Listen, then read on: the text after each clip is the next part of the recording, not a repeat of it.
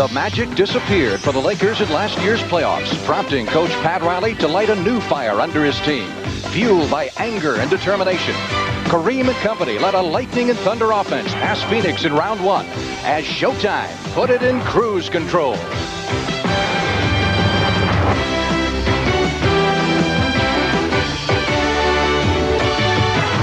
Backup Audie Norris was the hero in Portland's last-second victory over Dallas. After a slow start, Jack Ramsey now likes what he sees, including the night-and-day improvement of rookie center Sam Bowie.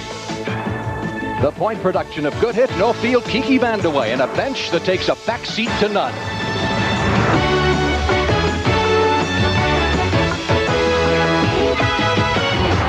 Beach Boys and basketball, only in Southern California, where the high-flying Lakers face the Trailblazers in Game 1, today on CBS.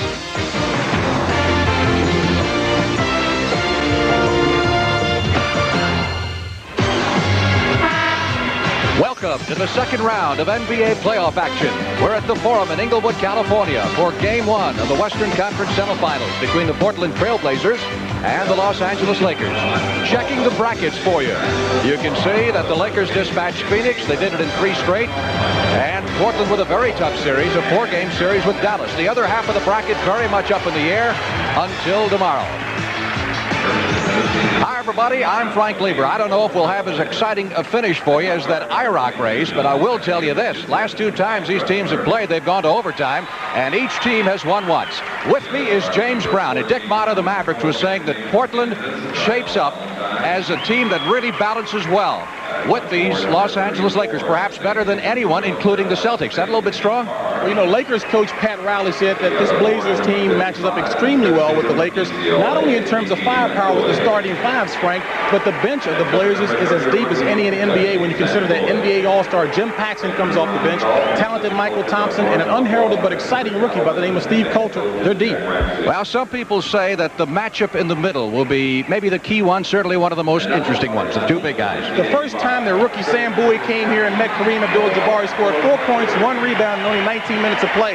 He's been around the league. He's gotten over that kid like all of these guys. He knows he can be a force, and he's grown up in a hurry. So it is Kareem and the kid, the Trailblazers, and the Lakers. Game 1 of the Western Conference semifinals from the Forum in Los Angeles. Stay with us. It's the NBA on CBS. The NBA on CBS. Today's playoff game is sponsored by Light Beer from Miller. Everything you've always wanted in a beer and less. Wagner, the right tool for painting. The Big Shaver for normal skin and the Big Shaver for sensitive skin. Now there's double trouble for stubble. And by Nissan. We're changing our name from Datsun to Nissan. Known for high-quality cars and trucks, Datsun is now Nissan. The normal, fashionably late-arriving crowd here at the Forum in Los Angeles as we check the starting lineups for this afternoon's NBA playoff matchup. It's the LA Lakers and the Portland Trailblazers. Blazers coached by Jack Ramsey in his 17th year.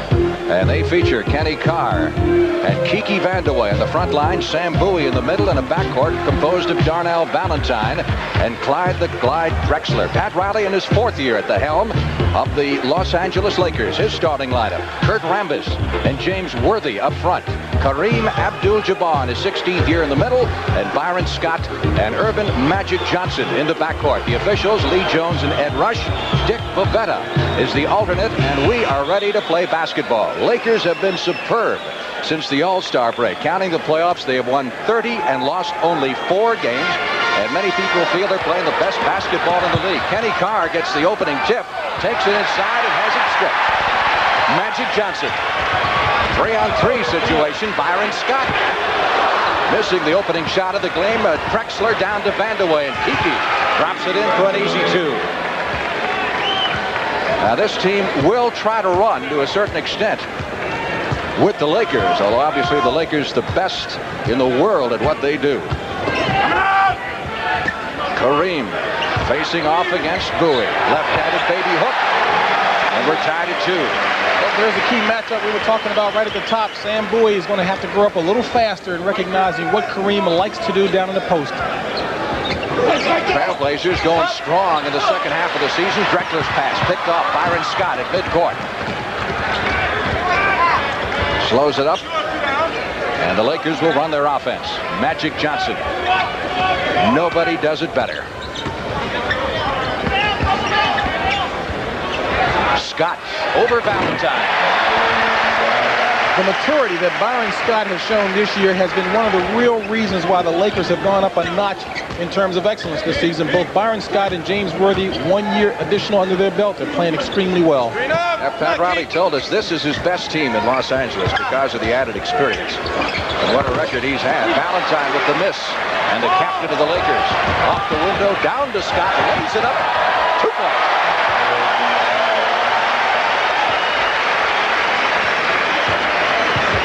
Confidence personified on that move by Byron Scott.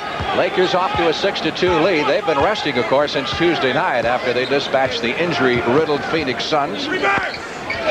And Jack Ramsey was telling me as Drexler launches the shot that he thought this would be a very tough game for his team since they did finish their series on Thursday night, had a practice yesterday, had a fly to L.A. last night, and really haven't had much time to get ready. Frank, even though we talked about that matchup between Sam Bowie and Kareem Abdul-Jabbar, a couple of other key matchups. One, you're looking at this guy, Clyde Drexler, at the line. Magic Johnson has got the task of trying to defend against this kid, and he loves the open court style of play, Clyde Drexler, that is. So Magic will have his hands full.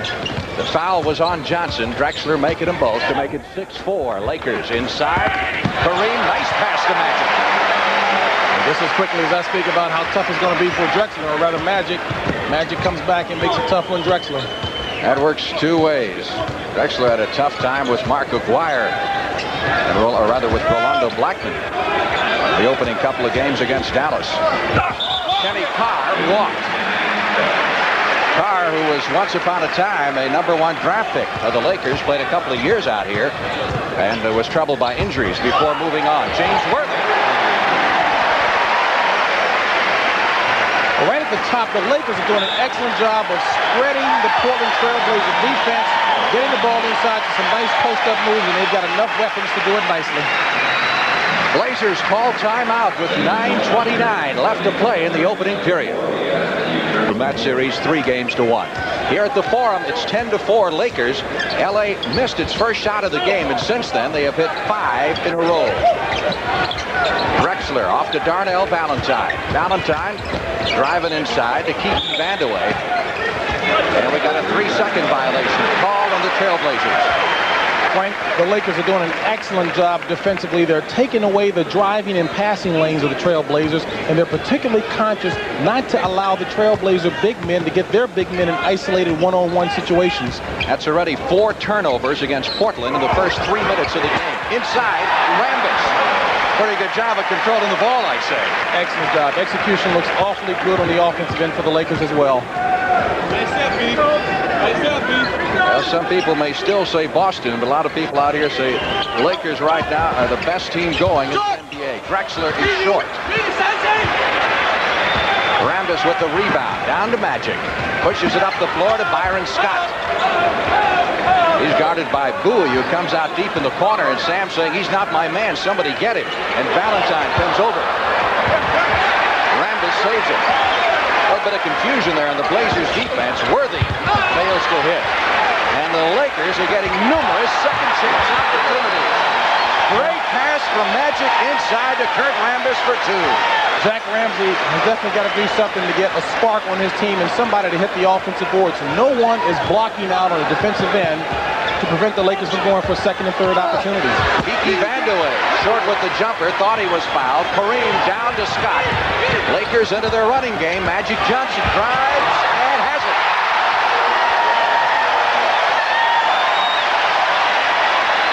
And again, Jack Ramsey is calling time. This will be a 20-second timeout, I believe, as these Laker fans are on their feet. Showtime here in the first period with 7:46 left to play in the quarter. The Lakers have zoomed out to a 16-4 lead over the Portland Trailblazers in Game 1 of the Western Conference semifinals. There's Big Sam Bowie, who's come along so well in the second half of the season. And talking to Ramsey earlier today, he said he'd do the same thing all over again. Take Bowie ahead of Jordan, make the Kiki Vandeweghe trade because he needed somebody to shoot from outside. Well, the key thing here is that Coach Ramsey knows exactly what his team needs He recognized that it's going to take some time for those young guys. He's got 5 rookies on his team to blend in and to start to pay dividends, and they're going to do that. 2 changes the Blazers have got to make, 1 mental and 2 physical, in that they're coming off of a series where they played a totally different type of team in the Mavericks, slow down, methodical team. The Lakers, quick, open, up tempo. Lakers getting murdering of Portland on the fast break opportunities. Here's Drexler with a miss, and they finally get a basket from Michael Thompson, who has just come into the game. And that's exactly what Michael's looked to give Portland. Kareem with the follow, and he's fouled, I believe. Let's see. Foul will be on Bowie. That's his first. Earlier in the season, there's no question he was intimidated by Kareem, who he says was his idol. When Kareem came into the NBA, Sam Bowie was 8 years old.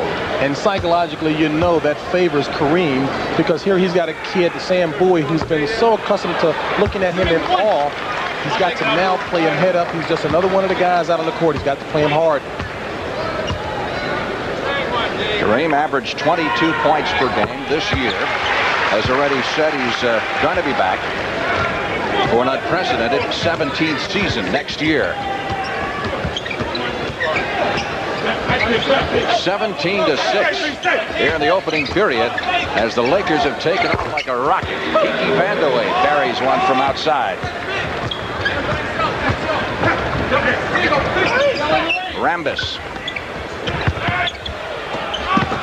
Again, a great touch pass from Kareem to Rambis, but he can't make it go, and Johnson comes up with a steal. Magic Man is everywhere. This time, Rambis does get it. Trailblazers trying to take it down the floor. Valentine with the miss. We got a loose ball foul, which I believe will go against either Valentine or Drexler. It's got to be Drexler, his first.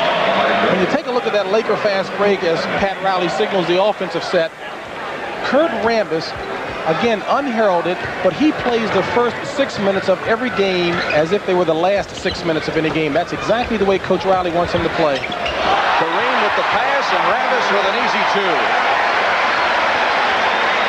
Rambis, according to what Riley told us yesterday, having his best year ever in the NBA. Just superb in what he wants him to do. Bowie with a miss. Drexler with the follow off balance shot.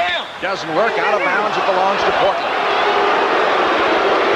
Sam Bowie right now is getting pushed around a lot under the basket by Kareem. Kareem, you don't think of him as being a Charles Atlas type, but he's got a lot of strength.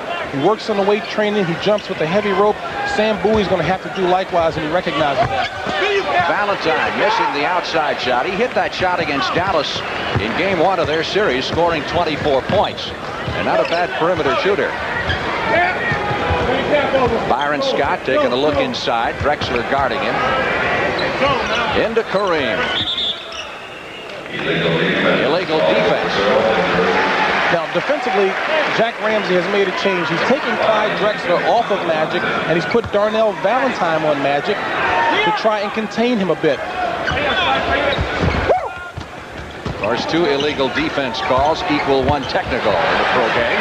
Again, Rambis getting inside. Rambis has averaged just 5.2 on the year. He's got 10 points in the first period. Kiki Vandeweghe.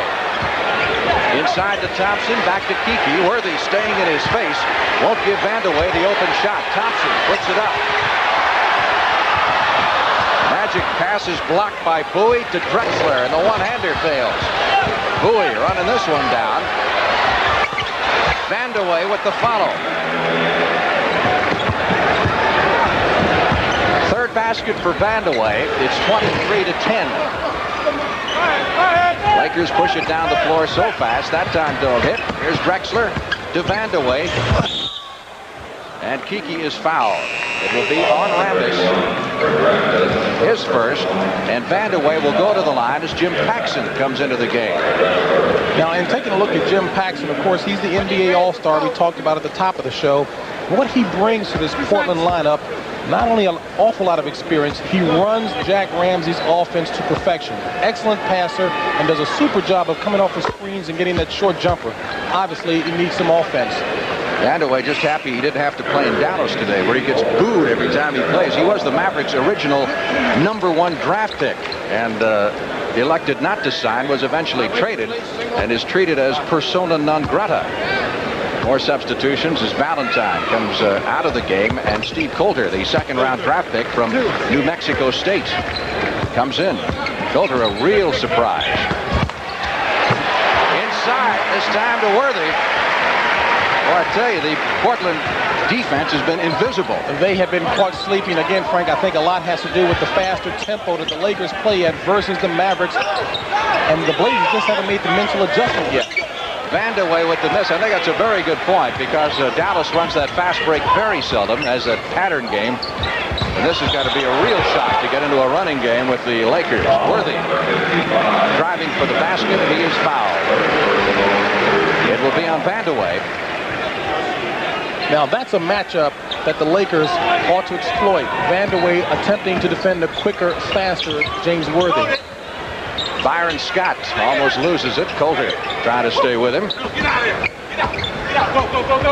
Team fouls 2 for the Lakers, 3 for the Blazers. Shot clock down to 5 seconds as Scott buries it from outside. Byron Scott, second-year man from Arizona State. Well, Jack Ramsey said he didn't want any one Laker to dominate the half-court offensive set, and that isn't the case, but the Lakers have got so many weapons, any one of the 5 can put it in the hole. 27-12 in all Los Angeles here in the opening period. Paxson from the corner. Worthy. Great defensive play by Jim Paxson. Two-time All-Star to Thompson, and Thompson trying to stuff it. And we got a foul call, which helps prevent a little embarrassment for Mr. Thompson, I'd say. The Lakers are continually doing a great job on the defensive end. They're taking away, again, as I mentioned before, the passing lane as well as the driving lane. Now, Michael Thompson does a good job playing against Kareem Abdul-Jabbar. One of the reasons, of course, that Jack Ramsey has him in there. He's an excellent offensive ball player, can take it from the wing position 12 to 15 feet out and take it to the hoop. He needs to create something on the inside. Michael in 1978 was the #1 pick in the league, coming out of college at Minnesota.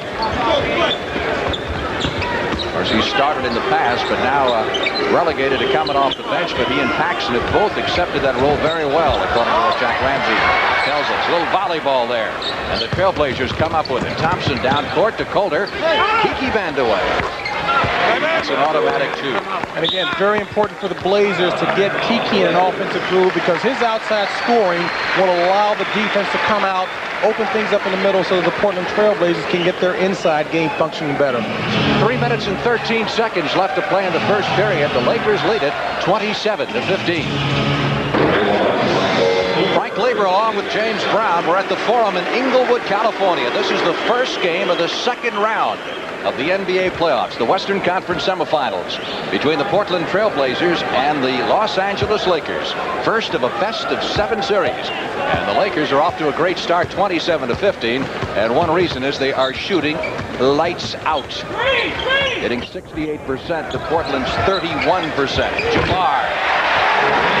Well, Bowie did a much better job that time in keeping Jabbar out of the blocks, but of course, the universally known and well-known skyhook. Paxson driving the baseline on Michael Cooper, loses it, and Bowie comes up with it and gets his first basket of the game. So Cooper has come in, and Cooper this week, once again, named to the NBA's all-defense team. One of the premier defensive players in the game. No basket as Worthy put up the shot.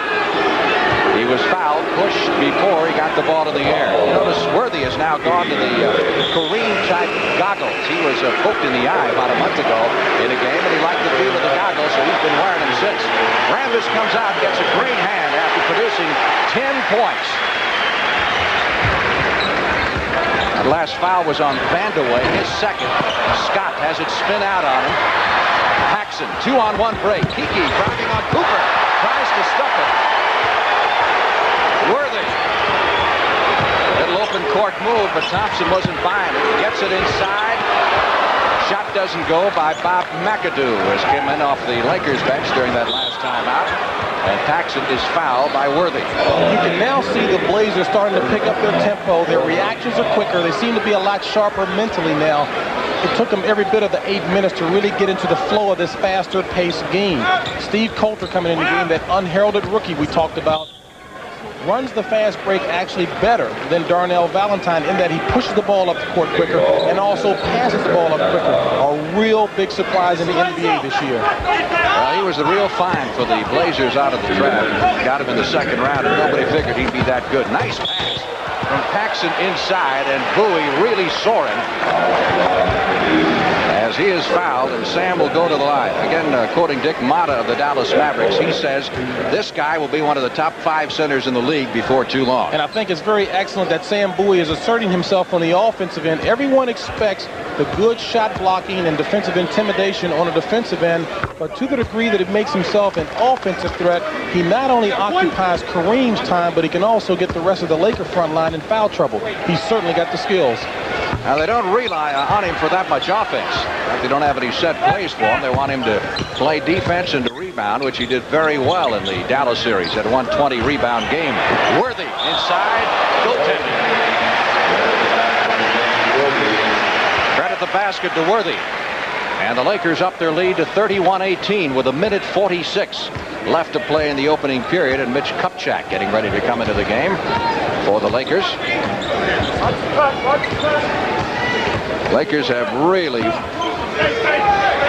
bombed away. Bowie with a little perimeter shot there, which some people may not realize he has. I imagine, though, they'll give him that one all day. Yeah, well, you know, he had that perimeter shot when he was at Kentucky because he was playing with Mel Turpin in the middle. Jabbar got away with a little shove that time on Bowie, got him out of position, and wound up getting a relatively easy 2 points. Kareem with his 3rd basket. Yeah, there's just still a little too much respect that Sam Bowie is showing towards Kareem Abdul-Jabbar. He's got to go out there and really play hard. Friends off the court, you got to get mean on the court. Again, Bowie from 16 feet gets his 2nd basket. Makes it 33-22, Lakers. Now that attitude has particularly got to be displayed on the defensive end. McAdoo driving the baseline. Bowie blocks the shot on him, and McAdoo touched it last. Excellent block by Sam Bowie. That, Frank, as you mentioned before, is what the Blazers are looking for him on the defensive end. Mitch Kupchak coming into the ball game, old friend of yours from Washington. One of the hardest working players in the league. Completely tore up that left knee of his. Not back 100% physically still, but gives 200% attitudinally. Kareem gets the rest, and Kupchak and McAdoo will share time in the middle. 35 seconds left to play in the period. Michael Thompson on the drive. Knocked out of his hands by Kupchak. Gets it back. Kenny Carr fighting for the rebound and saves it for Portland. One shot! 20 seconds left in the first period. That's Jack Ramsey's voice you hear yelling one shot. Now they'll spread the court and again try to find Paxson maybe coming off of a screen. Coulter got it. 5 seconds. Magic gets it down as if he's got all day. That is the end of quarter number 1 at the Forum in Inglewood, California, as the Los Angeles Lakers, out to a running start, lead the Portland Trailblazers 33-24. Well, we can finally tell you what you're going to see. NBA on CBS tomorrow. We couldn't tell you until last night because so many series were up in the air. But we'll have a playoff doubleheader beginning at 1 o'clock Eastern Time. First, you'll see either Philadelphia against Milwaukee or in the Rockies. And in the Southwest, you folks will watch Utah take on Houston in Game 5 of their series. Philadelphia-Milwaukee will be Game 1. Then at 3:30, the Detroit Pistons will take on the Boston Celtics in Game 1 of their Eastern Conference semifinal series. All coming up tomorrow on CBS, the home of the NBA playoffs. Second period about to get underway. The Los Angeles Lakers looking strong, looking for their 3rd title in the last 6 years.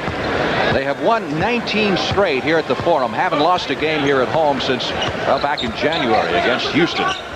So they are virtually unbeatable. Worthy inside.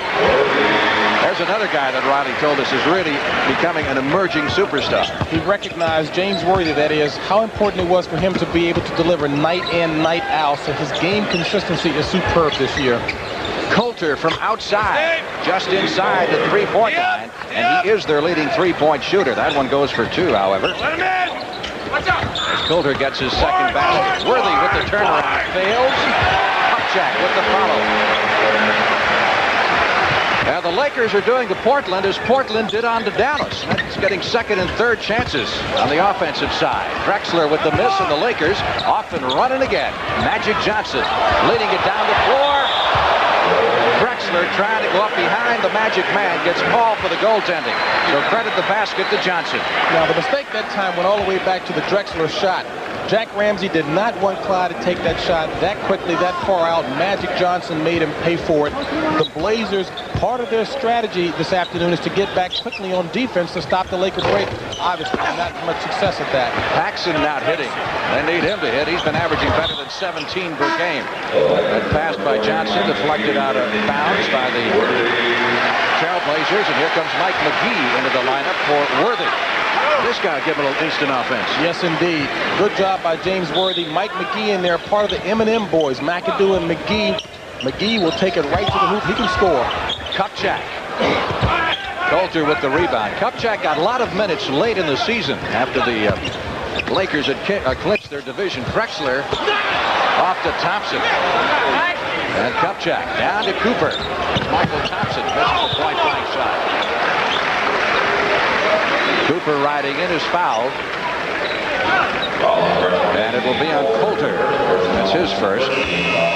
Frank, very apparent that Portland is not as crisp as they should be. Perhaps coming off of that physical, methodical style of play with Dallas, that's taken something out of them. They aren't crisp. They aren't getting up the court as quickly, and particularly their mental lapses on defense.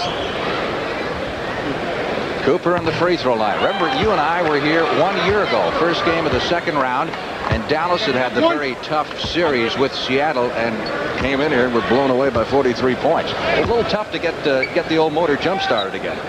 And believe me, you have to have all cylinders working coming into the Forum to play the Lakers. Michael Cooper getting 1 out of 2 from the free throw line.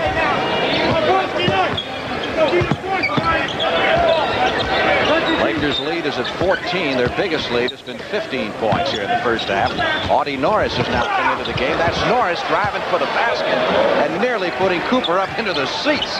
At 6'10", 250, he certainly has the size and strength to be able to do that. He was the hero in that Dallas game, the game that they won to get here. And 2 big baskets down the stretch, including the game winner as McAdoo tries to get off the shot. Gets fouled by Carr. First foul on Kenny Carr. Bob McAdoo, again, the Lakers really will try to set things for him. As you take a look at the big fella, Audie Norris going in, just power driving in there. Good fingertip control. Cooper staring daggers through Lee Jones, one of the officials. Timeout here at the Forum. Lakers by a dozen. Greats remember. Sponsored by Schick. I think my strength was, without a doubt, my driving ability and my quickness. And I was a penetrator, and I could make things happen, either for myself or for a teammate. And when I got in the pro ball, people say, you're too small. You shouldn't play like that because you're going to get hurt or you're not going to last. Because I was always in the midst of all the heavy action. And I didn't know another way to play, so I played that way. And it was the strength of my game. In Detroit, the spark that ignites the Pistons is Isaiah Thomas. Against New Jersey, his last-second long-distance heroics added an exciting new rhythm to the Motown sound. Isaiah's up top. Takes it right wing. 5 seconds. 4 to the baseline for a fadeaway. Next up for Isaiah and company in the Eastern Conference semifinals, the reigning world champion Boston Celtics. You'll see game 1 of that series tomorrow at 3:30 Eastern as part of an NBA playoff doubleheader. Prior to Detroit at Boston at 1 o'clock, most of you will see game 1 of Philadelphia and Milwaukee, while those of you in the Rockies and Southwest will see game 5 between Utah and Houston. That's all tomorrow here on CBS, the home of the NBA playoffs. Here in Inglewood, the Lakers lead the Blazers 40-28, and during the timeout, as you look at Jamal Wilkes, one of the fallen warriors of the Lakers on the bench, out for the year with a knee injury. During the timeout, Jack Ramsey was assessed a technical foul. And Cooper hitting the free throw opportunity. Ramsey, of course, is doing anything that he possibly can to try and get his troops inspired to play a little more exciting basketball. Just take a look at Bob McAdoo.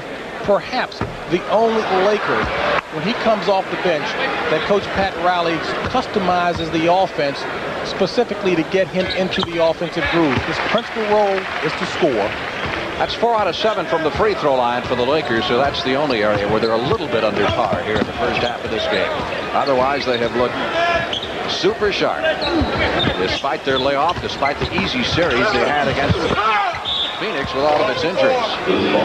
Norris underneath, and we got a loose ball foul called on McAdoo. You know, as you take a look again at the big fella, Audie Norris, many people do not believe or didn't believe that he had the offensive skills. He does. He's not as polished as a lot of people would like to see, but the guy can score. He's got good foot movement and a lot of agility. Drexler watches the jumper. Drexler having trouble getting anything to go. Carr picks up the loose ball foul in this case. You know, talking about Audie Norris, Jack Ramsey told us he's had a weight problem, and he's been fining him $100 a week. For every week he's over a prescribed weight. And after he hit the winning jumper the other night, he said, forget about the fines. So it's okay, fella. I didn't mean it. Winning is more important. Yes, sir. Magic Johnson in the front court for the Los Angeles Lakers. It's the pass over Paxson inside. McGee can't get the shot to go. McAdoo misses the next one. Blazers on a 3-2 break. Coulter puts it up and doesn't get it. Again, Cooper went down hard on the floor. He is really being pummeled as Coulter hits the shot for outside. And what was Riley telling us yesterday? He says this team is as physical as anybody in the East. Talking about Portland. Magic Johnson. Basket will count, and he's fouled. The consummate basketball player, Magic Johnson. Of course, you have to respect his dangerous passing ability, but take a look at how he keeps his head up, looking the whole floor over, and recognizes a clear lane to the basket. Easy two. Drexler picking up his second personal foul as Magic misses the free throw opportunity. The Blazers are playing better. They've got a smaller, quicker team in there. As you take a look at Coulter going right by Mike McGee, that smaller, quicker unit right now is paying dividends. They're down by 12, but they pick the pace up. Their attention span seems to be a little better, and their reactions a lot quicker.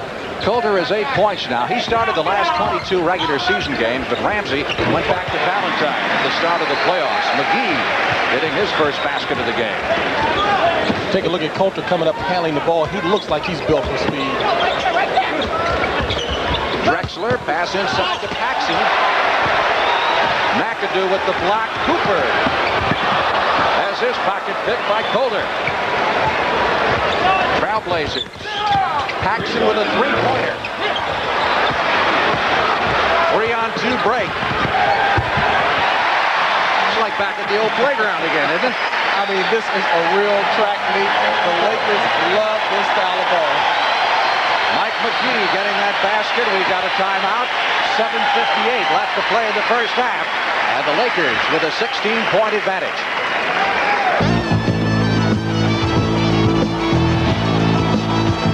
The NBA playoffs continue tomorrow on CBS Sports. What, you may ask, is Jack Nicholson so interested in? It is not the basketball game. It is the Laker girls who are doing their number. Coming up at the half, Pat O'Brien scores and highlights from last night's action, along with Phoenix Suns head coach John McLeod, who is in our studio. John's team led the NBA in bandages and band-aids this year. We'll feature head coach Don Nelson and show you how he has helped shape the Bucks into a championship contender this year. Well, we said that Portland had to stop the Lakers' fast break. I would say they get an F right now. You know, and just to think that Coach Riley was a little concerned about his team in the Phoenix series because of level of intensity. No concern about that today. And the Lakers steal it again after the timeout. Magic Johnson on top. Their biggest lead, 16. That's what they're at right now. Leading 48-32 here in the second period. Shot clock is down to 6 seconds as they get it inside to Kareem. Cooper, 2 seconds. Second chance opportunity. Magic Johnson out to McGee. Three-pointer. No, two-pointer, correction. The thing that the Lakers are doing so well, in addition to obviously scoring, Frank, and executing that fast break to perfection, they're keeping the floor balanced. So that when Kareem gets the ball down low, he turns around, he's got any one of 4 targets to pass the ball back out to, and they are nailing it. Kiki Vandeweghe, who's been fairly quiet. There's a three-point try. Colder buries it. Colder, the rookie who led the Trailblazers in the three-point department this year, gets his 5th basket. That gives him 11 points coming off the bench here in the first half. In fact, he's 5 out of 5 from the field. That was McGee with a three-point effort. And a loose ball foul is called on Michael Cooper. That's his first personal foul. Team fouls now, the Lakers 4 and the Blazers 4, as Kurt Rambis comes back into the game. His playoff career high is 17 points. And he has 10 to his credit here in the first half. Now, McAdoo never really got into his offensive groove. And Coach Riley has got Rambis back in there to bang around a little more on the boards because they've got Artie Norris in there, who's a big physical specimen. Pass in the lane stolen. McGee down to Magic. McGee fails on the tip-in, and Kiki Vandeweghe grabs the rebound. Golder again took aim from the three-point range, didn't take the shot. Kiki guarded very closely by Cooper. Michael Thompson against Rambis. Nice move. Well, actually, that was Artie Norris, a good, strong, physical move. And again, he's got a good example of his footwork. Kareem on the other end gets it back easily with the alley-oop. And Kareem gave everybody a bird's eye view of the rim looking down. 52-37, Lakers with 5 minutes and 40 seconds remaining in the first half. Bowie from outside, Rambis with the rebound. Magic. Baseball pass to McGee, down to Cooper, 2 more.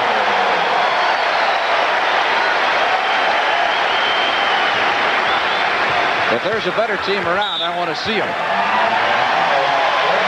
It might be the Lakers' second team. You may have a point. 54-37. Lakers take a look at the alley-oop. And again, Magic, look at him, looking the whole court over and rewarding the big fella, the one who does all the dirty work with the nice alley-oop. Kareem with 9 points in the first half, and the Lakers lead it 54-37. Goody's coming up at halftime, 5 minutes and 27 seconds away. And for a preview, let's go to Pat O'Brien in New York. All right, Frank, thank you. Coming up at the half, I'll be joined by Phoenix Suns coach John McLeod, the Band-Aid man, as we check out all the scores and some wild highlights of last night's playoff action. And we'll look at Don Nelson, the coach of the Milwaukee Bucks, who has put together another contender and perhaps earned himself Coach of the Year honors. All that and more coming up at the half. Let's go back out to the racetrack now and Frank Lieber. Frank? Okay, Pat. Lakers 54-37, putting on an exhibition here in the first half of play. Lakers won 62 games this year. That's their second best record ever. Their best was back in 1971 when they had a guy named Pat Riley sitting on the bench, as a matter of fact. That was a team that won 33 games in a row. Artie Norris outside facing off with Rambis. Portland trying to get back into this game. Game 2 is scheduled here Tuesday night before the scene shifts to Portland. And the 24-second clock ran out. And for those people who think the Lakers only play offense, an excellent example of the kind of superb defense they played. Super job. Jack Ramsey's really trying to pull out all stops to find the right combination. Now he's got a big front line in there, Vandeweghe, Bowie, and Norris, but again, it can't stop the Lakers from penetrating in the middle. Worthy missing the initial shot and then getting the tip. Former North Carolina star with 10 points here in the first half. Screen down, Full-time starter this year for the first time for the Lakers. McGee going for the steal, and he gets it. Down to Magic. 2-on-1 break with Worthy.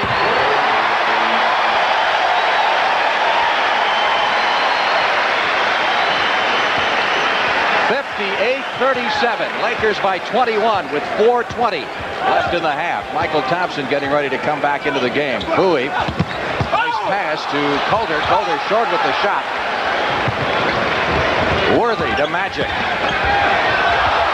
Back it comes to Kareem. Sky hook. Artie Norris kicks it down court to Coulter. I'd say that's a pretty nifty move for a rookie. I'd say that was pretty mean. Lakers come right back at the other end with a basket by Mike McGee. Frank, I am awfully impressed with this kid with the ball, Steve Coulter. Shows no fear out there, and as I mentioned before, built for speed. He can do it all. Good feel for the game. Drexler making a move to the hole. In your face, Kareem. And prior to that move by Drexler, I was just about to mention, Frank, I don't think that Portland is really going at the basket hard enough. They've got to not respect Kareem and that front line of the Lakers so much. They've got to take the ball and go there with more authority. They've got some big physical guys in Norris and Bowie and Thompson. They've got to take advantage of that and try to get that front line of the Lakers in foul trouble. So what if they block a shot, take it right at him, try to draw the foul? Gary Beatty, the new trainer for the Lakers, succeeded Jack Curran this year, taking a look at Magic Johnson. Interesting thing about this Laker team, most of these guys didn't log that much time in the first round of the playoffs. They average around 30-35 minutes a game, so certainly they're well rested. That was a real concern that Coach Riley had, in that he felt his veterans, his starters, were not battle-scarred enough in the Phoenix series. And again, giving credit where credit is due, of course, the Lakers have a great team. Phoenix did not have 3 starters there, so the Lakers were not attitudinally up as much. But they've got to get those starters battle scarred. Magic, lower right-hand side of your screen there. You see him underneath the basket, and he caught the elbow from his own teammate, James Worthy. Out of bounds. There's the old eyesight check there. How many fingers?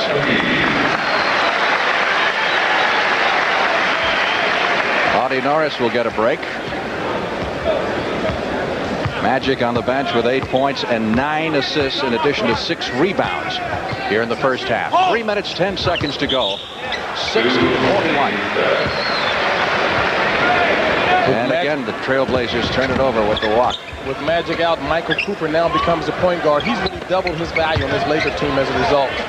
Kareem with the skyhook over the rookie Bowie. Trailblazers have turned it over 10 times here in the first half.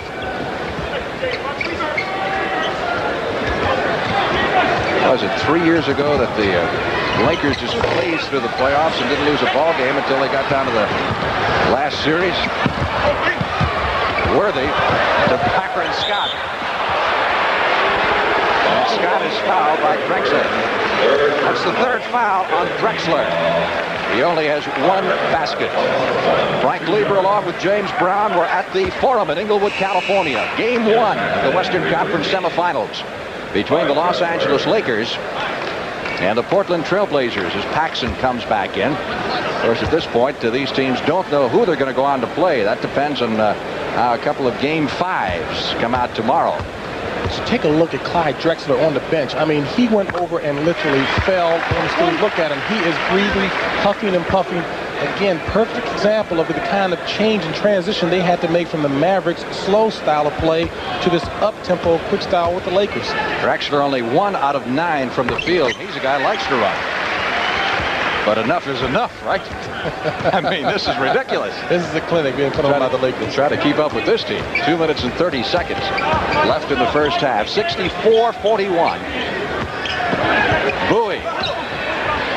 Going to Valentine. Shot clock at 8 seconds. Valentine. 3 seconds on the clock. Gets the shot away. Bowie misses the follow. And Kiki Vandeweghe gets the tip. Kiki, of course, played his college basketball down the road here at UCLA. Byron Scott from the corner. Give the credit to Michael Cooper. Again, in Magic's place, he's doing a good job. Before, Cooper was just a defensive ball player. Now he's running the offense extremely well, and that's what I meant when I said that he doubled his value to this team. Worthy gets it down to Cooper. There's another 2. A lot of easy shots for the Lakers. A lot of wide open layups as the Trailblazers really look like a tired basketball team. They are indeed. And they're going to have to go to a half-court game and try to run more time off the clock now, as well as closing in the middle when possible. Paxson with the off-balance shot. Kareem with the rebound. Down to Cooper. Worthy with the follow. Again, Portland not getting back on defense. Now, Pat Riley was supposedly concerned about the conditioning of his team because, again, they didn't run that much the first 5, the first 7 guys in the Phoenix series. No concern about conditioning today. That one missed by Thompson. Again, the Lakers sailing down the floor. Cooper. I don't believe they're going to allow it. Let's see. Foul is going to be on Cooper. Offensive foul, no basket. The Lakers are taking no prisoners here at the Forum with 1 minute left to play in the first half. A word on Magic Johnson. He caught an elbow in the head, has a headache, and will be checked at halftime, but he should return. Vandeweghe with the miss. Long rebound comes out to Darnell Valentine. Paxson on the drive. Not only are they not getting back, but they're not hitting those shots in offense. Now that foul was called by Jones across half court, but what he heard that time was a slapping sound. Again, you've heard me mention so many times that the officials, being human, will call fouls as much on sound as sight. Now there's Magic heading to the locker room a few seconds early. Foul is on Michael Thompson, his first. Kareem Abdul-Jabbar on the free throw line. But you know, sometimes your best defense. Here's a guy you normally won't see in the first half for the Lakers, Ron Lester, one of their third-string guard, in effect. Sometimes your best defense is to keep the other guy's big shooter busy playing defense, and that's what the Lakers have done in terms of Vandeweghe. They've got him running down the floor where he can't concentrate on his shot. Everybody's been busy for the Blazers. And they've got their hands full. 71-43. 25 seconds left to play in the first half. Another miss by Vandeweghe. Another rebound by Kareem. Ronnie Lester, All-American at Iowa, was with the Bulls. Picked up as a free agent very early in the season by the Lakers. Clock running down to 7 seconds.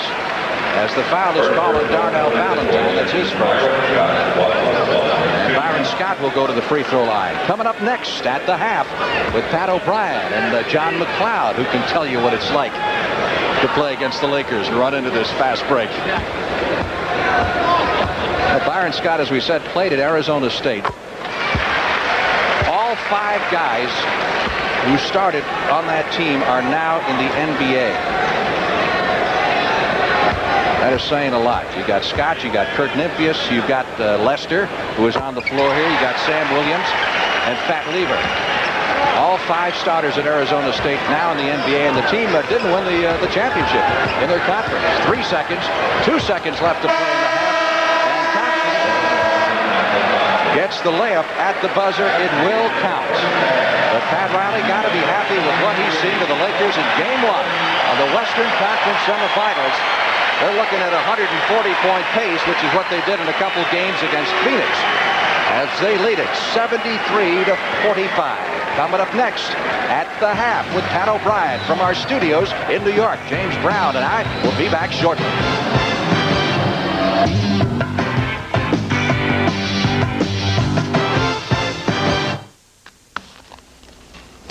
Our score at the half, Portland and Los Angeles, it's a runaway. LA 73, Portland 45. You saw Magic Johnson go to the locker room early. He got bumped up a little bit. He's expected to play in the second half. Hi again, everybody. I'm Pat O'Brien, and once again, welcome to At the Half. Coming to you from our New York studios, Playoff Central for this spring. And you know, we have a saying around here that you never know who's going to show up at the half. And I know one person who didn't expect to show up quite this quickly, the coach of the Phoenix Suns, John McLeod. John, your playoff guide this year, well, it's got a Red Cross sign on it. It's got a Band-Aid on it. You had all your big guns injured. Portland, though, they're fairly healthy, but they look a little tired.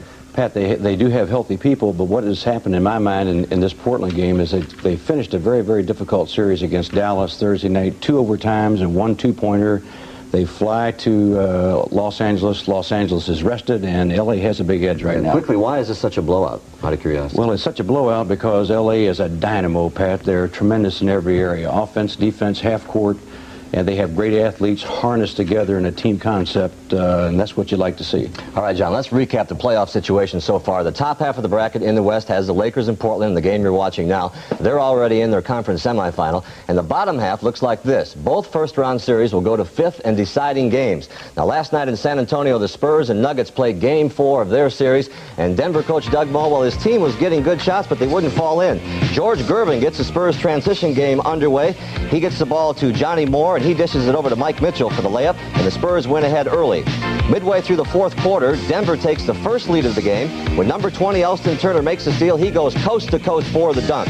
But in the end, it was too much Mike Mitchell. He had 37 points, including this two-pointer with 47 seconds on the clock. Anytime you know it's time for you to go home and wash your socks and jocks, the intensity's going to be there. Socks and jocks. And in Salt Lake City, Houston battled for its life against the Jazz. You know, Frank Layden thought he'd walk into the Salt Palace and maybe wrap this one out. In fact, Houston did get out of the blocks fast. Mark Eaton had a playoff record 10 block shots. It leads to a fast break layup for Dale Griffith. In the second half, Akeem Olajuwon uses his quickness now to get inside against Eaton for the layup. Now, the Rockets had an 11-point lead with 1:19 left. Darrell Griffith took the game into his own hands, 3 consecutive three-pointers to cut the lead to 2. But then John Stockton went against Akeem, and this block saved the game, and Houston stuck on to 1. We're now in a one-game series, and one of us is going to be on vacation.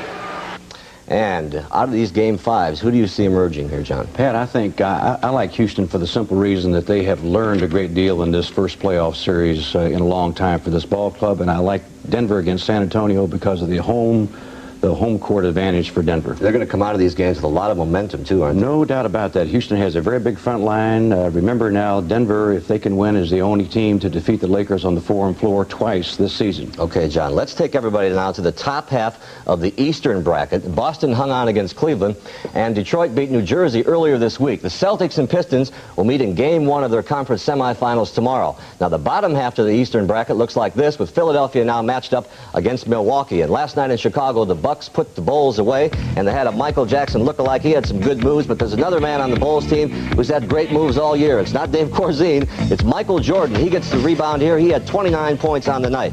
Now this game, John and I were watching it last night, was so physical. Paul McKeskey goes in, he gets mugged under the basket.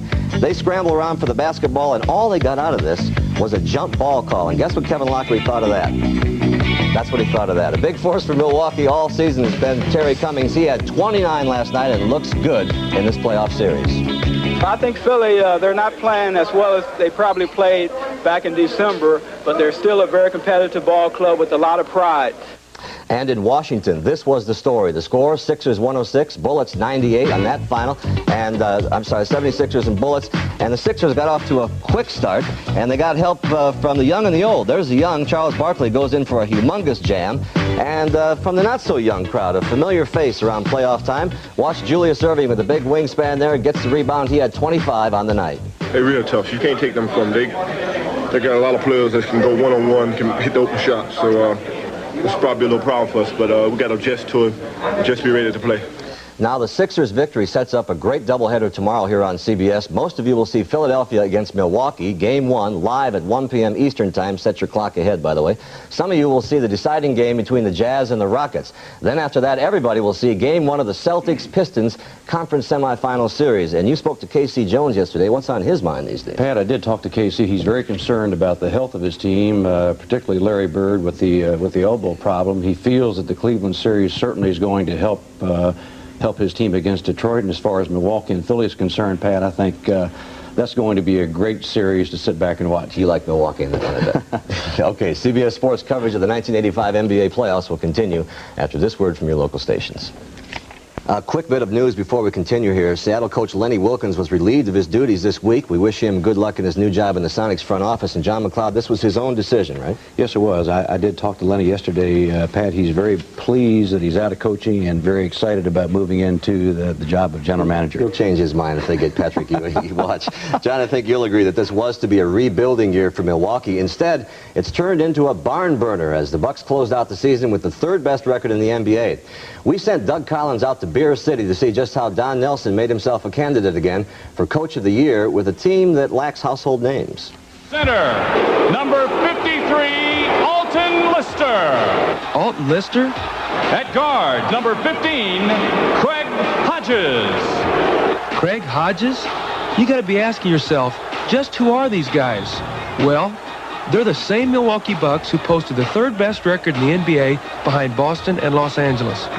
We're not great players, but we play the game the way it's supposed to be played. I can coach average players and make them better players, and I have a good time coaching talented players, getting the best out of them, and having them understand, too, that the players who play with them are really just as important in a team effort as they are. Last year at this time, Don Nelson was thinking of retiring. His team had grown old, and so had his job. But after much thought, he decided to give coaching one more try. And a big trade rekindled Nelson's passion to coach the Bucks once again. Guess who? Ricky Pierce. In the big trade with the lowly Clippers, Milwaukee acquired Craig Hodges, yes, that Craig Hodges, Ricky Pierce, and Terry Cummings. These players we did our homework on, and these players were not losers. These were winning players playing in a losing situation, and none of the players liked it. They were all very competitive. Nelly's strength to me is his ability to be able to communicate and reach his players, and also that he's made it fairly easy for them to understand his system by drilling and drilling and drilling. Nelson was a gritty role player with the Celtics, a hard worker whose work ethic has never diminished. My sleep habits are sporadic. I have trouble sleeping. I work, sometimes 5 in the morning, sometimes 6 in the morning, and I'm a great competitor. I love to compete. Like their driven coach, there's nothing fancy about these Bucks. They earn victories the old-fashioned way, with hard-nosed defense and intelligent offense. What would you classify as your strengths? Probably I'm pretty good in all areas. Maybe I don't have a number 10 category in any, but I've got a lot of 8s and 9s that I'm pretty good at. And oh yes, there's one other intangible he's pretty good at. One of the most important things is that you'll love your players. Whether I criticize them, if they're a superstar or they're my 12th guy, that I really, truly love them. In Milwaukee, I'm Doug Collins for CBS Sports. So one thing you learn from this is never throw your coat on national television. John, they're about to begin the second half out in Englewood, and Frank Gleber and James Brown will be back with the call. I'm Pat O'Brien. Thank you for joining us at the half. Enjoy the second half here on CBS.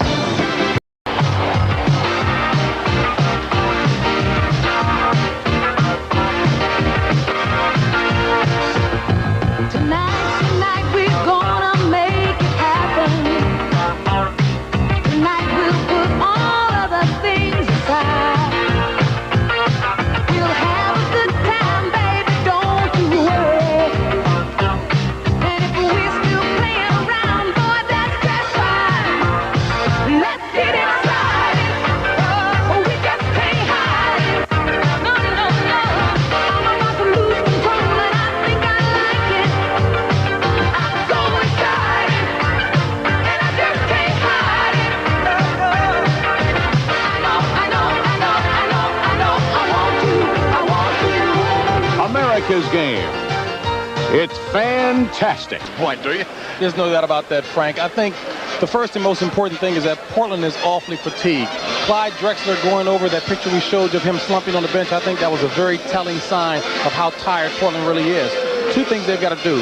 One, they've got to get back on defense. Everything starts with that because the Lakers are running exceptionally well. And number two, I think Portland's probably going to have to be more like Portland of old. Slow it up on the offensive end, try to show more patience, and get the ball and go at Kareem to try and slow that tempo. Now, if there was a concern on the part of the Lakers, maybe the injury to Magic Johnson, though, wasn't thought to be serious. You'll recall he got it, and you see him in a circle here on a rebound, and got it from one of his own players. James Worthy happened to be in the area and gave an elbow to the head, and that necessitated Magic leaving the ball game. There's the elbow right there, and treatment on the sideline for Magic Johnson. How many fingers there, Magic? But they say he's going to be all right and should be back in the second half. Telling stats. Field goal percentage, look at this. Lakers have buried Portland. And then the fast break. We said, well, Portland's got to stop the Lakers' fast break. They haven't done it. Absolutely not. And again, it all starts with Portland getting back on defense and really trying to concentrate and picking up the tempo. And Magic is back in there as we start the second half of play. And that is picking up the defensive tempo for Portland. Magic Johnson inside to Kareem, gets the first 2 points of the second half, and is fouled to boot. Well, nothing's going right for the Trailblazers. For Carr, that is his third personal foul. I got one stat I want to pass along here if I can find it. Between them, Drexler, Valentine, and Paxson have gone 1 for 19 from the field for Portland. That'll tell you what type of day it's been for the Trailblazers. And they're getting so many second chance opportunities. Rambis saving at that time.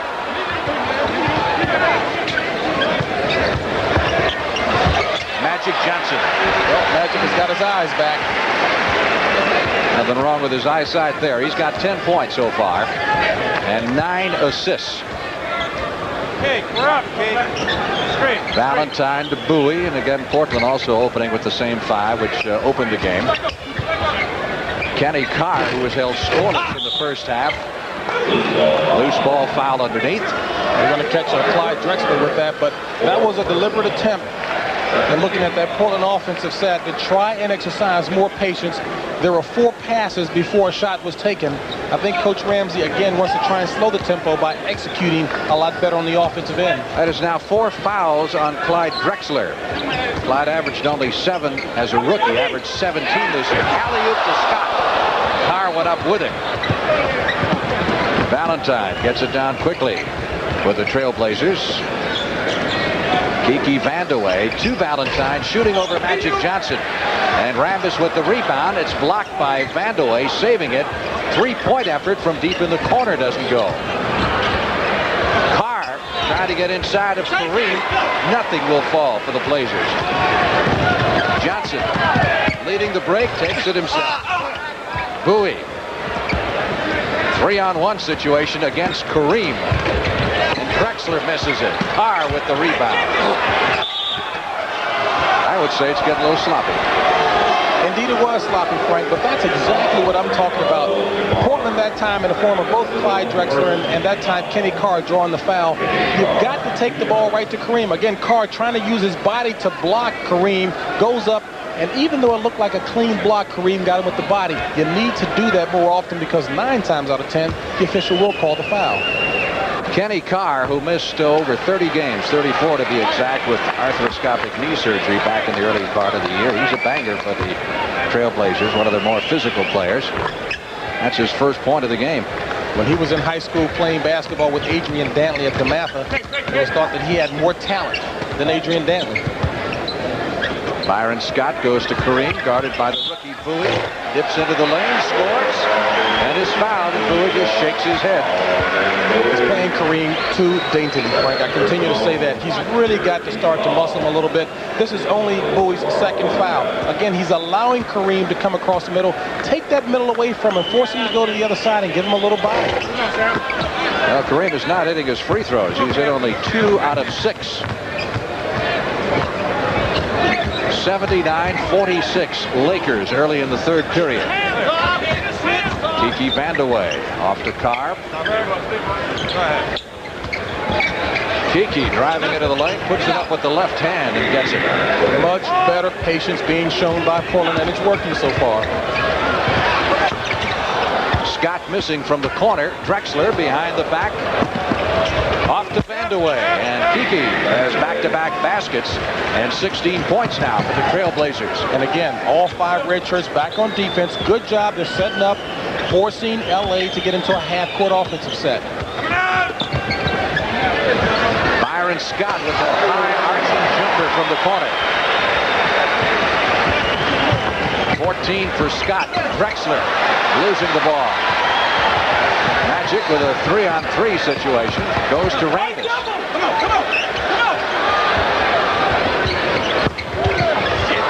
Worthy lost control. Rambis got it back and left hands it through. Even Kurt Rambis having a big offensive day with 12 points.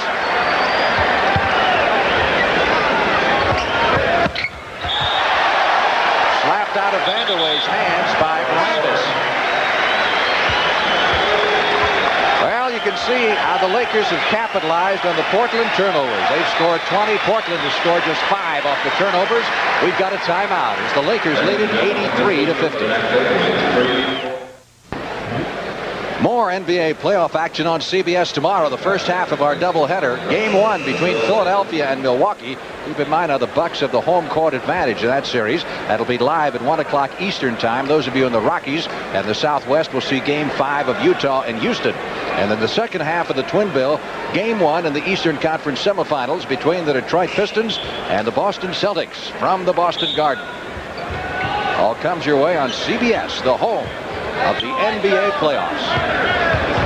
Darnell Valentine driving inside and puts it up over Jabbar and gets the 2-pointer.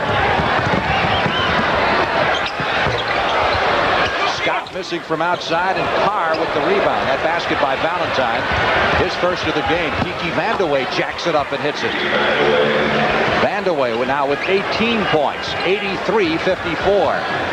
Again, you get a glimpse in spurts of what the Trailblazers are capable of, but they really allowed themselves to dig an awfully deep hole against this Lakers squad. You can't do it. Byron Scott got the pick from Rambis and drilled it. But Doug Collins said earlier in the week that he thought Byron Scott was at the top of his game, period, and he's certainly showing it today. Sam Bowie on top. Inside to Kiki. They'll put Bowie out there at times to kind of start the offense flowing with his passing. Valentine with the miss. Kareem with the baseball pass down to Magic. No look pass, and even Rambis lost track of that one, but Scott saves it. Lakers putting on another clinic here in Game 1 of the Western Conference semifinals. One of the great basketball teams in the game. Worthy wanted the goaltending call. Instead got the foul instead. It'll be on Valentine, his second. And James Worthy will go to the free throw line. Well, the kind of game that he's been playing today in a supporting role, James Worthy, that is, one hasn't had a chance to see the areas that Pat Riley thought that Worthy would have to work on, particularly improving his defense in an isolation situation against those players who are good one-on-one ball players. Riley said that if he improves that, believe me, he's going to be one of the league's very best. He's one step away from it now. Lakers have been in the championship series now for the last 5 years, including 3 in a row. Riley is the only coach ever to take his team to the championship finals through his first 3 years in the league. There's Jim Paxson with a basket. That's Paxson's first hoop of the game, and he's been averaging 17.9. Heavy traffic inside as Worthy goes up for the shot and is fouled. It'll be on Bowie, and that is 3 on the 7'1" rookie of the Portland Trailblazers. Second man picked in the draft this year behind Hakeem Olajuwon, and of course ahead of Michael Jordan, which caused some talk. But Ramsey just says, heck, I got a couple of guys that play the position that Jordan played and do it very well, and Drexler and Paxson. They do the same thing all over again. 1 out of 2 from the free throw line for Worthy.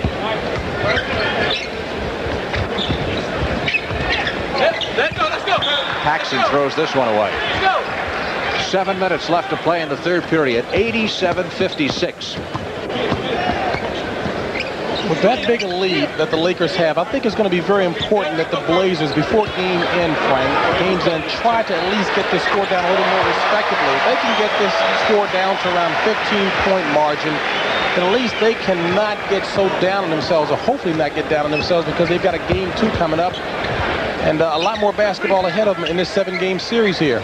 Byron Scott now has 18 points. Kiki Vandeweghe with the miss. Carr gets it back for the Trailblazers. Muscles inside, and Rambis takes it away from him. Magic runs it up the floor. Dishes it off to Worthy. Johnson with the missed tip-in try. Kiki Vandeweghe in the open court, one-on-one with Kareem. Sends it back to Valentine.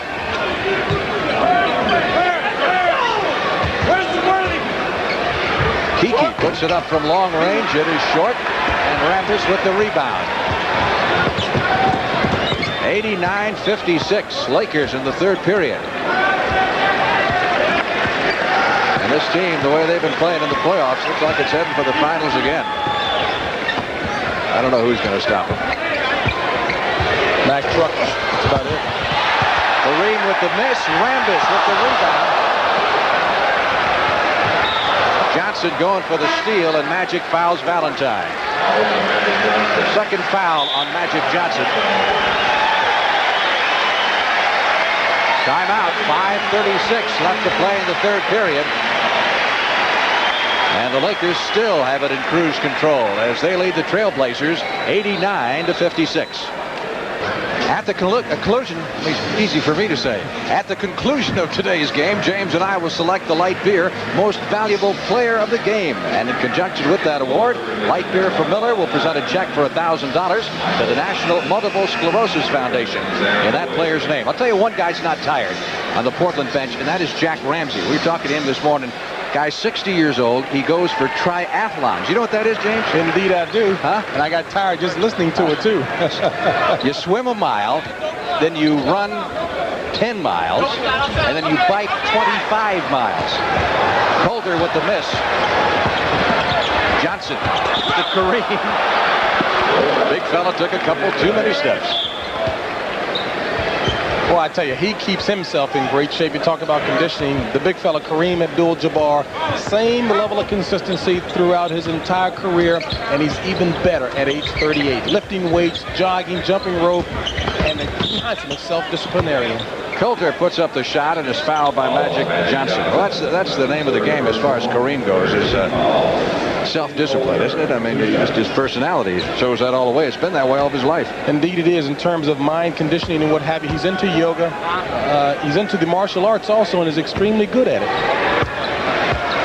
Well, even Coulter now has cooled off. He was the one guy he couldn't miss in the first half for the Trailblazers, coming off the bench. Coming off. Scott hands it off to Magic as the Lakers set up their offense, 89-56. Los Angeles jumped out to the early lead. We're never headed. Kareem misses it both. Most embarrassing for the big fella. 7-2, hands over the rims. Can't miss it going down. Paxson from the corner drills one. Jim Paxson with only his second basket of the game. And another easy two for the Lakers. Now, that's a sure sign to me also that the Trailblazers are tired. Kenny Carr, as powerful as they come, Kurt Rambis moved him out of the way without much of a problem. Does not happen very often to Kenny Carr. Thompson with the hoop. You heard John McLeod saying at halftime there was a draining series against Dallas, even though it won one game short of the limit.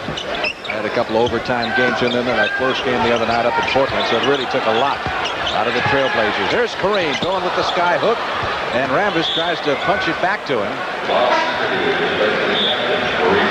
Bob McAdoo comes into the game for the Lakers, and Kareem will get a rest. Now, with McAdoo in the game, again, the Trailblazers don't have that physical a team out there, so Riley can put a McAdoo in there and also look for some scoring from him. Definitely a scoring machine. He's in his groove in the playoffs. Now, the only thing Riley can get on the Lakers for, I guess, is free throw shooting. That's a two-point by Vandeweghe, and Rambis with the rebound. Lakers are only 55% from the free throw line, 11 out of 20. Byron Scott. Rebound cleared off by Kenny Carr. Paxson.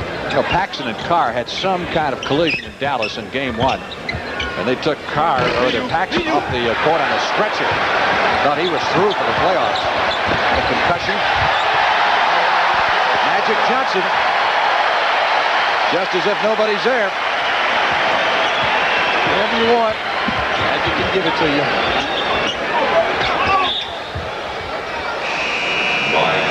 Paxson is fouled as he drives inside. Again, coast to coast, look at Magic the entire time, looking up, nice ball handling, showtime, one-handed control, the big fella. Foul is on Scott. Magic Johnson will go to the bench for a well-earned rest as Michael Cooper has come back into the game for the Los Angeles Lakers. There's the Coop. Maybe we'll even see the Coop Dilute before the day is out. He can fly. He's not carrying much up in the air, but he can still fly. Steve Coulter trying to penetrate on Worthy and McAdoo and draws the foul. Worthy will get the personal. That's his second. And timeout with 2 minutes and 59 seconds left to play in the third period. It's the Lakers 93 and the Blazers 60. Back in just a moment. You wouldn't know it watching them now, but the Lakers started the season 3-5, and Pat Riley got so mad in a game in Dallas he picked up a folding chair even before Bobby Knight ever thought of it, and was going to heave it across the room, and the chair folded up on his finger, but he was in front of the whole team, and he was so embarrassed that he couldn't display how much pain that he was in. He finally let go of the chair, and it flew across the room, and his finger was black and blue for about 2 weeks. So he hasn't tried to throw chairs, but whatever he did obviously paid off, because the Lakers quickly turned it around. He made a couple of changes in the starting lineup, and they were off and running again. Colder on the free throw line. One of the important things, Frank, when Pat Riley shook his lineup and started Larry Spriggs for 32 games and gave a few other players a lot more playing time, is that he shook a lot of the starters from that mental comfort zone that they had a lock on the starting position. And once he got them back into the right frame of mind, he knew he didn't have the best unit on the floor and would eventually get back to it, and certainly they're back to a groove now. Scott's shot is blocked, and Colder comes up with the basketball for the Trailblazers at this point, just trying to make it respectable as they trail it 93-62 with 2.5 minutes remaining in the third period. Kenny Carr inside. Nice shot.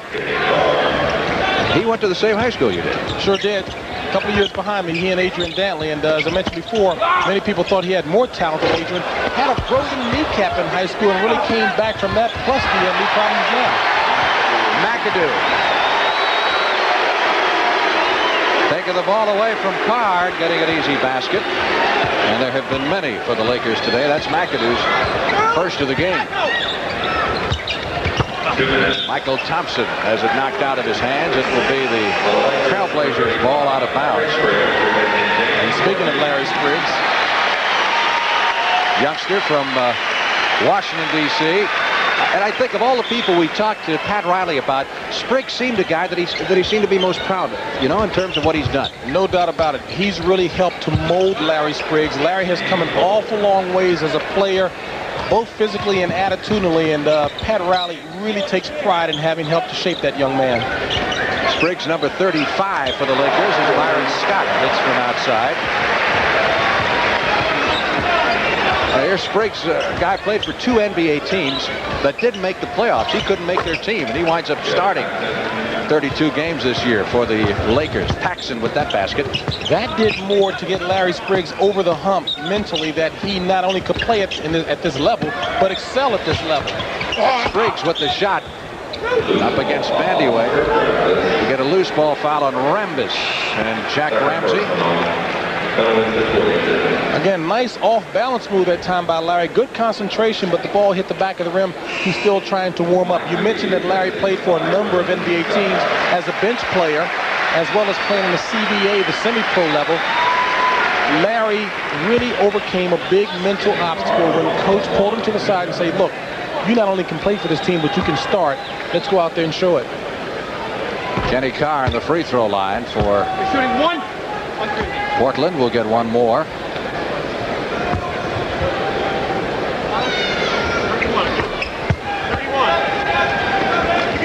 97-70. Lakers led at halftime 73-45 as the Trailblazers really never in this game. As the Lakers started running with the opening tip. Here's Spriggs. Backing up on Vandeweghe. Tries to pull his way inside. And takes too many steps. Now that was actually the third option on that offensive set by the Lakers. They're trying to go to Bob McAdoo. Whenever he's in there, they try to get him off offensively. Kenny Carr. First basket of the game for Carr with 48 seconds left to play in the third quarter. Mike McGee, good outside shooter. He's another guy they'll set up the offense for. Coulter off to Paxson. Paxson had a tough time hitting anything. Vandeweghe trying to keep it alive, and Rambis out hustles him for the rebound. Rambis has really had some excellent numbers, both offensively and rebounding-wise, as Coulter fouls McGee. The Lakers break does not stop no matter who's in the game. Again, everyone coming down the court. Cooper, nice job keeping the floor balanced. Goes over to McGee, that is, as he's hammered. Kupchak comes in, and Rambis gets a nice hand, and well-deserved. 14 points. And also in double figures in the rebound department with 14 rebounds. McGee on the line, former All-American at Michigan, started slow with the Lakers, but eventually found his niche. And he can shoot it. Well, when McGee was at Michigan, he had the green light, Frank, to do everything and anything he wanted to on the basketball court. A real adjustment for him coming to the pro level to become indoctrinated to this type of ball, as well as Coach Riley's system. Vandeweghe just inside the three-point line. Fails to get it. McAdoo down to McGee. Nice pass to Spriggs. Oh, that's pretty, isn't it? Everybody runs the break. Good look by McGee. Spriggs with his first basket. Holder is short with the shot.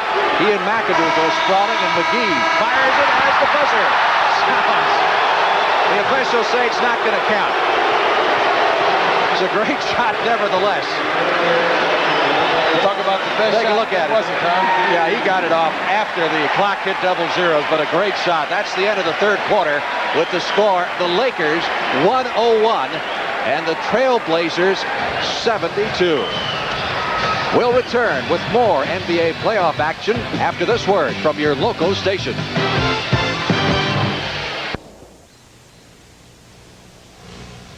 The NBA on CBS. Today's playoff game is sponsored by Miller Beer. Miller, made the American way since 1855. Milky Way, a Milky Way a day helps you work, rest, and play. And by the people at Merrill Lynch, whose resources and solutions make them a breed apart. Frank Lieber along with James Brown back at the Forum, and I'm sure the Trailblazers wish they were at Disneyland or on the water or on the beach or anywhere except the Forum this afternoon, where they're getting drilled by the Lakers 101-72 as we head into the final period. And Jack Ramsey can already start thinking about Game 2, which will also be here at the Forum on Tuesday. This is a best-of-7 series with the Lakers having the home court advantage. Carr driving in, offensive foul, no basket. Kenny Carr gets his fourth personal foul. Takes an awful lot of courage to stand there and hold your ground when Kenny Carr, 6'7", 230, is coming barreling down the court. You realize if the Lakers hadn't scored in the third quarter, they'd still be leading 73-72. I'm sure the Portland fans would love to hear that one. It's been one of those days. Lakers turn it over. Mitch Kupchak. Mitch was telling us he's still got, 4 years left on his contract. He's 30 years old. Coming back from that severe knee injury. Nice defense by McAdoo. Mac's doing a nice job on the defensive end. Cooper gets it back outside. Cooper playing point guard now. That's his role now. Again, when Norm Nixon left this team, Frank, Michael Cooper really blossomed. He became a much better ball player. Before, his role was just a defensive one. Now he's got to play that backup point guard position. He comes up the court in a fatigued state. He's got to deliver the ball and does a nice job. McAdoo trying to change his mind while in the air. Is fouled by Carr, and that is 5. On Kenny Carr, the starting forward for the Portland Trailblazers. We haven't seen much of Drexler, have we? Have we seen him at all here in the second half? We've seen him in the second half, but again, yeah, he's fatigued. He's tired. McAdoo with the pull-up jumper. Ball kicked around on the floor. The Lakers come up with it again. They stay after it. Kupchak winds up on the floor, but he gets the basket. Story of his life. But it keeps getting up. That also is a story. Carr from the perimeter. Long rebound comes down to Mike McGee. Spriggs putting a nice move on Thompson, and then is rejected by Michael Thompson. Audie Norris will come back into the game for the Portland Trailblazers. Audie's had a little problem staying out of Jack Ramsey's doghouse, not only for the weight, but he overslept one time and was late for a game, if you can believe that. Now, that's a late sleep. Kupchak He's going to be all right. He's going to be all right. You know, I talked with his college coach, Paul Covington, yesterday down at Jackson State University, and he said that he really felt that the officials at the college level were just a little too tight on Audie, again, because he was so big. Anytime he nudged somebody, it looked like a real bump. Spriggs getting a little fancy here. Trailblazers get it down the floor quickly. Paxson leaning up against the support standard there, just trying to catch his breath for a minute. Coulter. Well, you got to like the way this kid is playing. Superb athlete. He had 13 at the half, now has 19 for the game, and leads the Trailblazers in scoring. Larry Spriggs. McGee from 14 feet taps it. Kicks it out to Coulter. Nice pass down to Paxson. And Jim Paxson gets a rare basket. It's only 4 for him. 4 baskets for a total of 8 points. A good sign that attitudinally the Blazers are still strong is the fact that they really haven't given up. They're still playing. They're just playing an excellent Lakers team, but they're still playing. They're doing some nice things out there. Norris will pick up the foul. Most of the first team, in fact, all of the first team resting on the bench. You see Jabbar there and Magic Johnson and James Worthy enjoying the fruits of a very productive 3 quarters. They lead it 103-76. Timeout. Danson Berry doing his number here at the Forum. A reminder once again, be with us for an NBA playoff doubleheader tomorrow at 1 o'clock Eastern Time. First game, you will see either one of these 2 games. Philadelphia-Milwaukee Game 1. What do you think, I tell you, Andrew Toney's healthy again. Doctor and Moses both won it badly. Ought to be an excellent matchup there with a very strong Milwaukee team. Now, those of you in the Rockies and Southwest will see Utah take on Houston. That's going to be Game 5. At 6'5", Adrian Dantley still amazes me how he gets inside the big guys and does it consistently. And then at 3:30, the Detroit Pistons take on the Boston Celtics. And, of course, the Celtics and Larry Bird with the injured wing, so to speak, but he did play the other night. I love the line, you know, the game he didn't play against Cleveland, the fans were saying, we want Bird. And he said the next day, you gonna get him. You got me. And they got him that night, 34 points worth, and of course Boston won it. So Bird will be in action against Isaiah Thomas in Detroit in the second half of our doubleheader tomorrow. Bob McAdoo puts it up, 2 points. One of the funniest looking shots in the NBA, but yet one of the most accurate. I would say the odds are against the Trailblazers after looking at that graphic. What handbook Coulter for that one? 21 points for Steve Coulter. Young man who started the last 22 games of the regular season, and then Ramsey went to Darnell Valentine off the bench. We're at the Forum in Inglewood, California. This is Game 1 of the Western Conference semifinals between the Los Angeles Lakers and the Portland Trailblazers. Game 1 of the best-of-7 series. And the team that wins this series has no idea at this point who they're going to play, because the other half of the bracket, you've got deciding 5th games, Utah and Houston tomorrow, and then San Antonio and Denver to determine the other half of the bracket. Lester has come back into the game. Ronnie Lester from the University of Iowa. When he came out of college, Ronnie Lester that is, he was one of the most feared guards around. Blazingly quick, good jump shot, nice penetrator, but that knee injury I think took just a little bit out of him. Paxson on the drive, and they get Kupchak on the foul.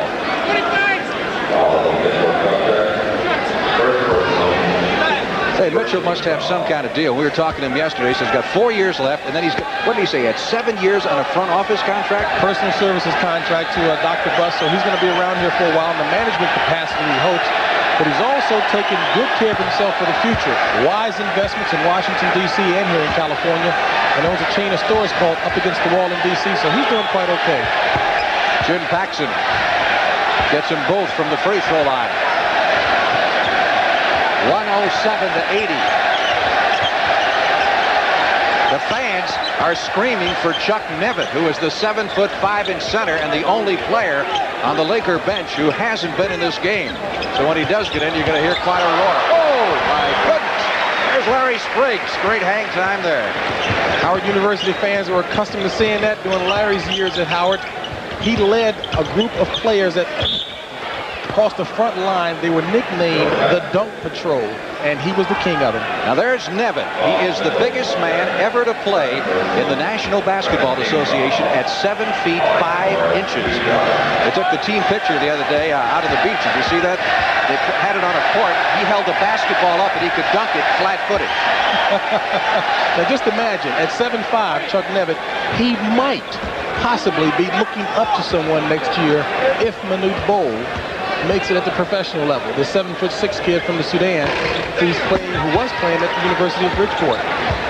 I saw a picture of him, and I think he needs to put on a pound or two before he gets into the NBA. Yeah, it looks like a human dipstick. He needs a few more pounds, to say the least. Ronnie Lester going inside to Bob McAdoo, gets Norris completely out of position, fails to hit it. Spriggs comes up with the hook shot. Nevin is getting ready to come in. McGee shoves it down court to Spriggs. McAdoo draws the foul. Here comes Nevin. Now you talk about tall. This is tall. When you see him stretch out that 7 feet 5 inches, and he's not bad. He's not great, but he's not bad. I'll tell you one thing, as tall as he is, it looks like he's definitely got feet to match. He won't be blown over. McAdoo on the free throw line for the Lakers. 112-80 with 7 minutes and 48 seconds remaining. He's apparently going to come in for McAdoo. Well, maybe not. Michael Thompson gets the two-pointer on the other end for the Portland Trail Blazers. 7 points for Thompson in the game. But the Lakers just cruising here in game 1 of this best-of-7 Western Conference semifinal. And sending a message perhaps to the East that the Lakers are going to be right in there when you get down to the final 2. Here comes Nevin.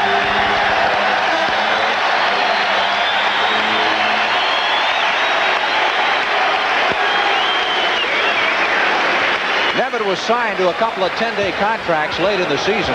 Actually, he was with the team early in the year, then they let him go. And they signed him for a contract for the remainder of the year late in the season. Tipped up and in by Michael Thompson.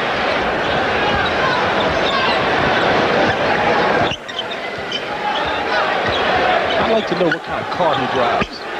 Maybe a Jeep. Something with the roof, sunroof at least. They want him to get the ball to Nevin now so he can do something with it. Ronnie Lester from outside. McGee with the rebound. Next rebound comes down to Kersey, who has now come into the game, Jerome Kersey. Keep in mind that this Trailblazer team has 5 rookies.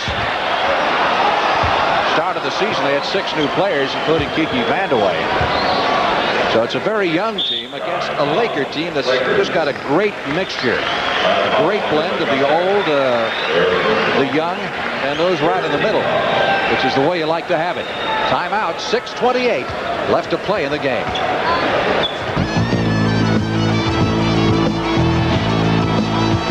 The NBA playoffs continue tomorrow on CBS Sports.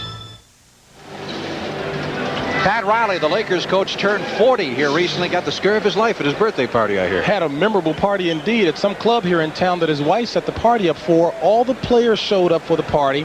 Everybody was out on the dance floor having a good time, and all of a sudden a hush came over the floor. Pat went to the center of the crowd. Michael Cooper's on the floor hurting, writhing in pain. Went on for about 5 minutes. The trainer standing over top of him. The trainer said, "Get up." Pat Riley's wife, meanwhile, is crying.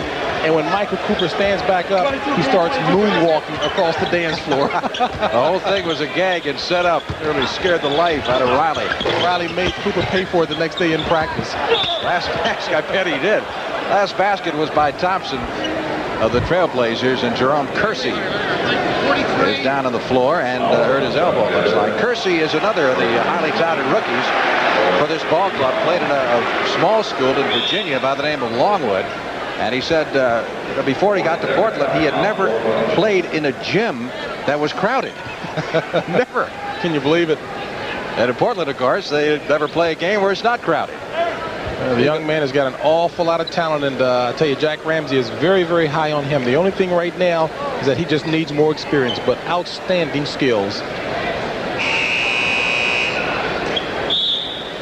That elbow thing smarts for a while. You've hit a few elbows on the floor in your day, I'm sure. You know, as a matter of fact, talking about elbows and on the floors, I came into practice yesterday, and all the guys continually rib me every time I come here because they heard about the time that I defended Bob McAdoo and did an excellent job on him. As a matter of fact, I was one of the only players to limit Bob to 34 points in college. Oh, good, James. That's one of your better games. Norris traveled. Kersey's okay. He stayed in the ball game after Ron Culp, the Portland trainer, had a look at the elbow.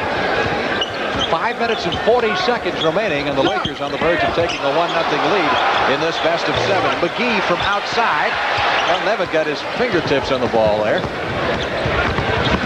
Bernard Thompson, who has come into the game, handing off to Kersey, who gets the basket. Now, Thompson was their #1 draft pick this year and is seeing his first action of the playoffs. He did not get in any of the games against Dallas, but this one being in a blowout posture. Of course, both benches have been emptied. Both coaches resting some of their stalwarts for Game 2 on Tuesday here at Inglewood.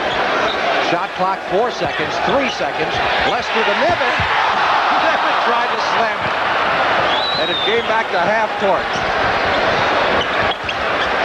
Kersey doesn't get the jumper. Nevitt does get the rebound.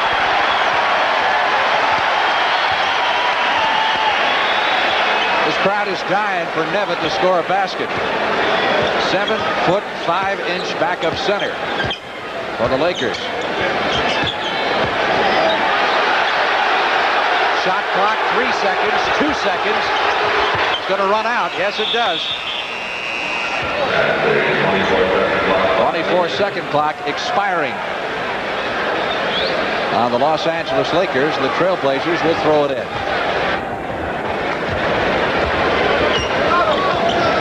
One of the biggest parts of preparation that the Trailblazers, I'm sure, are looking forward to as far as Game 2 is rest. Coulter losing the handle there, and I think we'll have a jump ball because Lee Jones, the official, wasn't quite sure who took that, or was he? Let's see. Now they're going to give it to the Trailblazers. Bernard Thompson will throw it in. Bernard played his college ball at Fresno State. Kind of a late bloomer there. Norris knocks another one down. Audie Norris at 6'9". What did he say yesterday his parents were?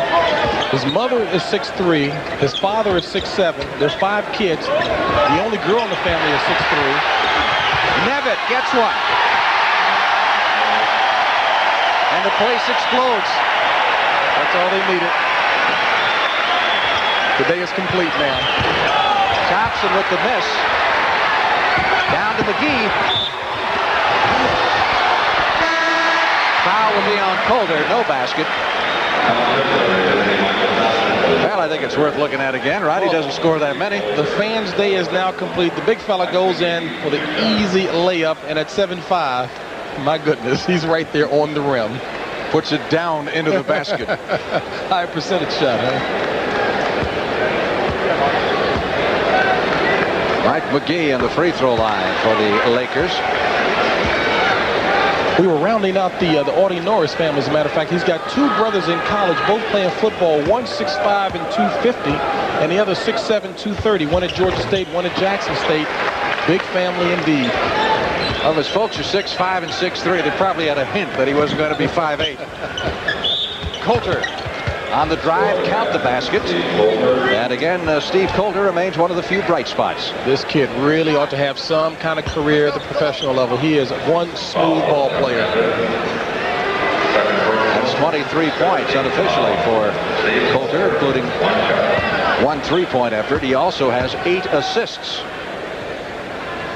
Well, Jack Ramsey was prophetic before the game when we talked to him. He said, this is going to be tough. He didn't know how much of an understatement he made there. With the game they had Thursday against Dallas and the one workout they had for the Lakers and having to fly here last night, they just didn't have enough time to get ready. And it is showed, and they're tired. Coulter Nice move there. This kid is energy and enthusiasm personified. Steve Coulter, boy, he can fly. Played at New Mexico State. And was a steal, actually, for the Trailblazers in the second round. This guy's got first round written all over it. And is the only guy who doesn't look tired out there on the Portland team. Coulter fouling Lester. There's 5 fouls on Coulter. It's easy to see why Coulter wears his hair swept back. As much running as he does, I tell you, the breeze has got it and it's blown it straight back. Lester on the free throw line for the Lakers. As we mentioned, the Lakers are without the services of Jamal Wilkes, who suffered a knee injury earlier in the year. He's out for the season, but talking to the trainer yesterday, Gary Beatty, he said prognosis is good for his complete recovery. There's Jamal, still very much a part of this Laker team, although it's tough when you can't play. Percy missing the shot. Spriggs with the rebound for the Lakers. McGee is fouled.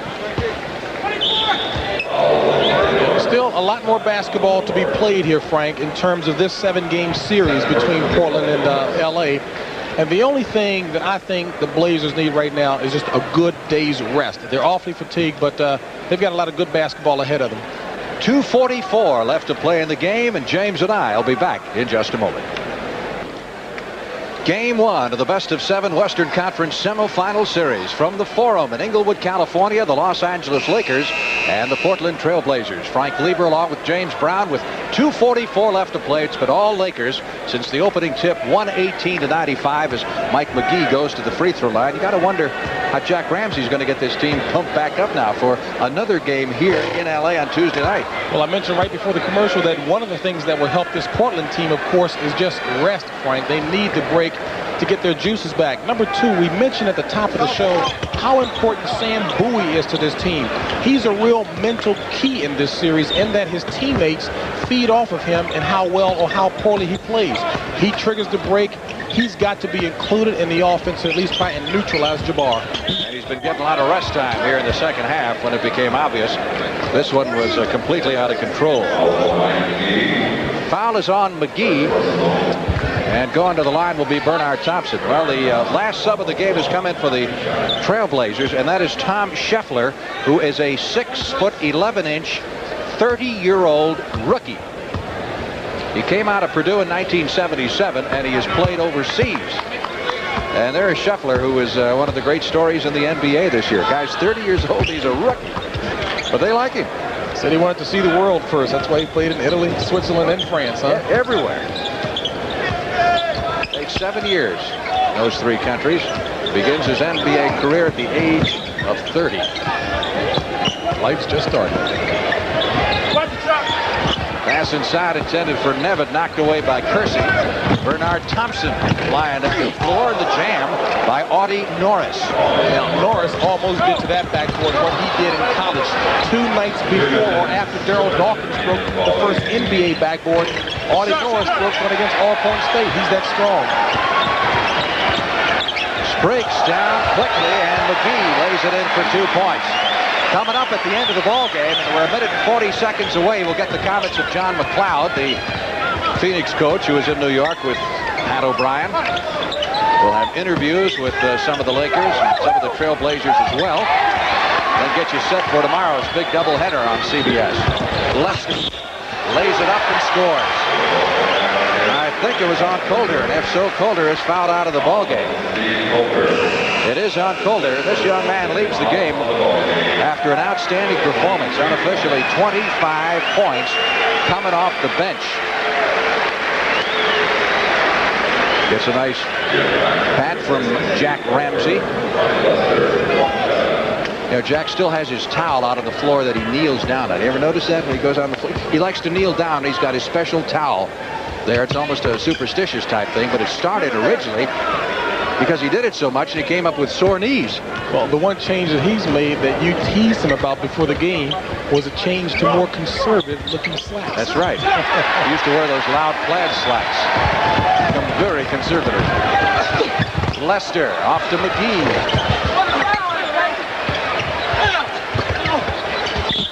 Hey, for Nevitt being 7'5", he doesn't seem to touch the ball much, does he? I think the guys like running around him. 1:09 left to play in the game. Lakers 123, the Blazers 99. Lakers led at halftime 73-45. There's Nevitt trying to get the shot away over Scheffler and travel. Portland was 8 games below 500 at the All-Star break. Really came back strong in the second half as they kind of got it together. All the new people they had finished with 22 victories in their last 34 games and won 12 of their last 16. Kersey with that miss. Lester, nice pass. And Spriggs lines up with the layup. 8 points for Spriggs. 125-99. And that's the time remaining in the game. And Ramsey's ready to get it over with and worry about game 2 on Tuesday. There's Nevitt with a block. Spriggs going to get down the floor. Lester has it blocked on him on the other end. McGee saves it.